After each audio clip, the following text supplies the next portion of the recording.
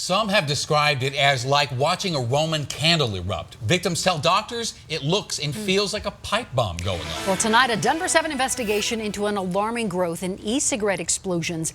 And we're asking why e-cigs are still allowed on airplanes. Chief investigative reporter Tony Kovaleski is here tonight. And Tony, the Denver7 team has compiled a database that really shines a light on this problem. Yeah, Shannon, and here's what we've discovered. The numbers and the growth of these powerful explosions, staggering. Significant injuries, burns, and skin grafts. Tonight, insight from the experts into why it's happening as Denver7 investigates.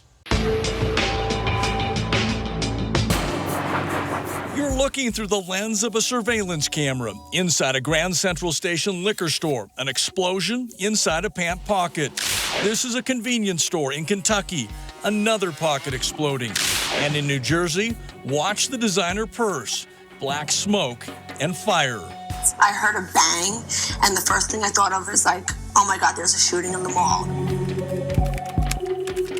Denver7 Investigates has compiled an extensive database of e-cigarette and e-cig battery explosions in Colorado, across the country, and overseas. Our database contains more than 250 reports of fires and explosions. The explosions, I mean, you've seen the stories.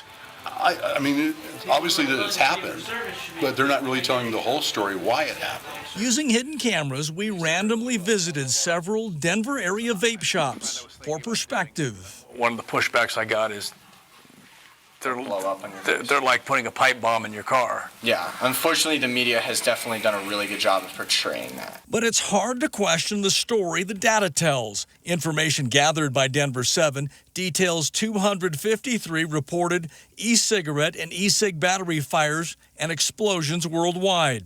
Out of the incidents where location was known, 48% are reported in pockets, 28% blowing up in a smoker's face, 11% in a personal bag, backpack, or purse, and 10% in the user's hands. Incidents happening in public places, on buses, at a roller rink, in a bar, and outside a nightclub. Explosions causing significant injuries to users and placing everyone nearby at risk. It seems to me that the battery is the problem with them. Until somebody makes them have safe batteries, they're not safe to be out in the public. Doctors at the University of Colorado treated 16 e-cig battery burn victims last year. They all know that it's a battery. There's a lot of excuses being brought up as to why this is happening, but what I've also been told is they're not regulated. There are simple fixes to the designs of these batteries that can prevent this from occurring, but we need regulation. Matt Cyprian is an attorney calling for greater federal oversight. His client had an e-cig battery explode in his pocket. These manufacturers are in China. They're oftentimes very difficult to bring into court and to play by our rules and to hold them accountable.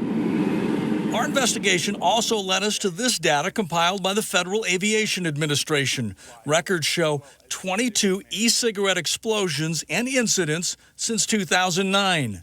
But 18 of those 22 happened in just the past 2 years. It's an up-and-coming threat to aviation, and the FAA and the DOT are reacting promptly. He's the aviation safety chairman for the Airline Pilots Association. Your scrutiny on this issue is important for the traveling public. The FAA has banned e-cigarettes from checked baggage, and you can't smoke them on planes, but they are still allowed in carry-on luggage. Our investigation found reports detailing 2 e-cig battery incidents at Denver International. In June of last year, a Spirit Airlines flight, a passenger noticed a fire. The cause? An e-cigarette in a carry-on bag, a backpack. The plane was offloaded immediately. A second DIA incident last September. A Spirit airline employee noticed a bag was smoking. The cause? An e-cigarette in a passenger's checked bag.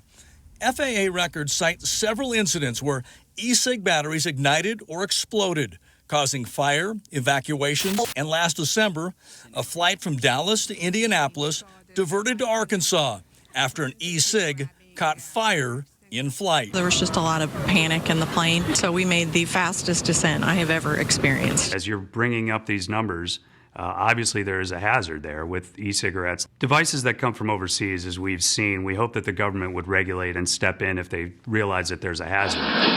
So as the number and impact of the explosions continues to grow, experts now calling for change, actions to prevent future injuries. I'm hoping this will start the ball rolling finally so that they will take these things off the market until they can make the batteries safer. I hope this investigation ends in having actual regulations being enforced.